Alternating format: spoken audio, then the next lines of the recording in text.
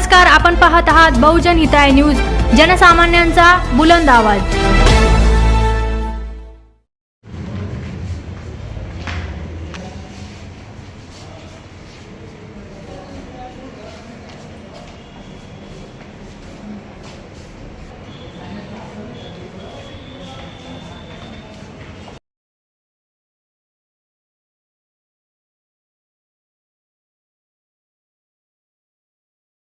बंजारा गोरबंजारा समाजास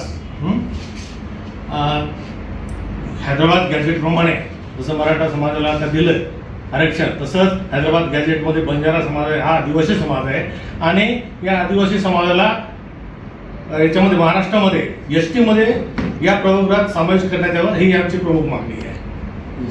साहेबांना आताच आपण निवेदन दिलेलं आहे, तुमच्या प्रमुख मागण्या काय होत्या आणि तुम्हाला काय शिकवून दिलं? बंजारा आणि गोरबंजारा या समाजास प्रमुख मागणीची आम्ही जिल्हाधिकारी साहेबांकडे केलेली आहे आणि ते मुख्यमंत्री, उपमुख्यमंत्री दोन्ही आणि बाकी समाज कल्याण मंत्री, नंतर मग बहुजन कल्याण मंत्री सावेसाहेब, नंतर संजय राठोड साहेब, या सगळ्यांना आम्ही त्याच्या प्रतिलिपी जिल्हाधिकारी साहेबाकडे त्यांच्या मार्फत पाठवण्याकरता दिलेले आहेत आणि ते त्वरित जातील असं त्यांनी सांगितलेलं आहे।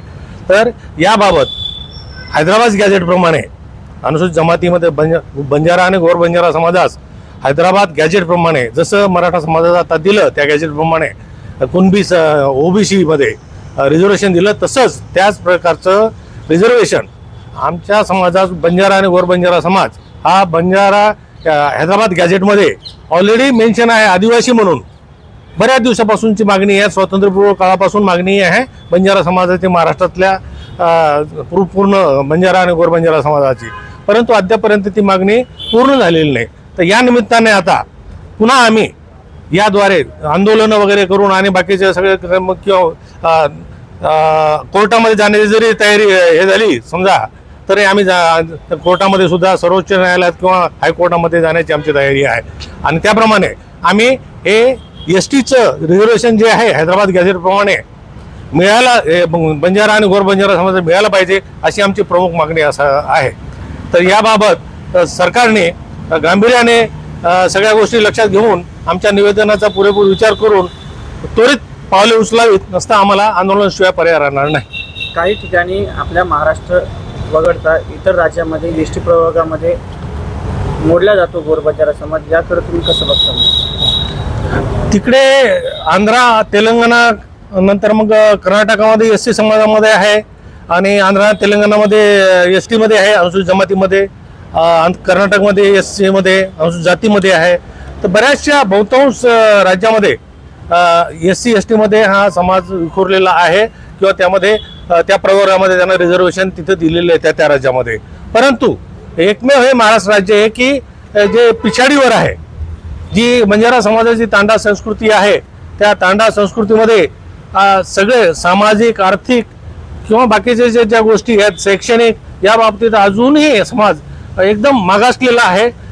अजूनही भरपूर म्हणजे प्रगती व्हायची आहे आणि तांडे म्हणजे सध्याच्या घडीला ओस पडलेला आहे, त्यांचं सरकारचंही त्यांच्याकडे लक्ष नाही आहे आणि कुठल्याच प्रकारचे तिथे रोड नाहीत, बाकीच्या काही सॅनिटरी सिस्टीम आहे ते व्यवस्थित नाही आहे, सगळ्या गोष्टी दुर्लक्ष झालेलं आहे गव्हर्नमेंटचं। तांड्यामध्ये गावाला एक वेळेस येऊन जाते सगळ्या फॅसिलिटीज, परंतु हे बंजारा समाजाचे तांडे आहेत, तर रस्ते नाही, प्यायला पाणी नाही, या सगळ्या गोष्टी आहेत। त्याच्यामुळे शैक्षणिकदृष्ट्या, आर्थिकदृष्ट्या हा खूपच मागासलेला समाज आहे। म्हणून आमची मागणी आहे की या समाजाला एस टीमध्ये, अनुसूचित जमातीमध्ये टाकल्याशिवाय दुसरा पर्याय नाही। तुम्ही जर तुमच्या मागण्या मान्य नाही झालं तर तुमची पुढची भूमिका कशी रचणार आहे? आम्ही आंदोलनाचा मार्ग स्वीकारू, मुंबईला जावं लागेल सगळ्या समाजाला घेऊन। महाराष्ट्रामध्ये इतके काही बंजारा गोरबंजारा समाज आहे, त्या सर्व समाजाला घेऊन जरांगे पॅटर्न प्रमाणे तसं आम्हाला आंदोलन उभं करावं लागेल, त्या समाजामध्ये प्रबोधन करावं लागेल त्या बाबतीत आणि मोठं एक आंदोलन उभं करावं लागेल की त्यामुळे की सरकार आपल्याला नाईलाज होईल त्यांचा आणि ते एस टीचं आपल्याला रिझर्वेशन देतील असं आम्हाला खात्री वाटते। तुमचं नाव? मी श्रीराम जाधव, जय सेवालाल बहुजन विकास पार्टीचे राष्ट्रीय अध्यक्ष. ओके.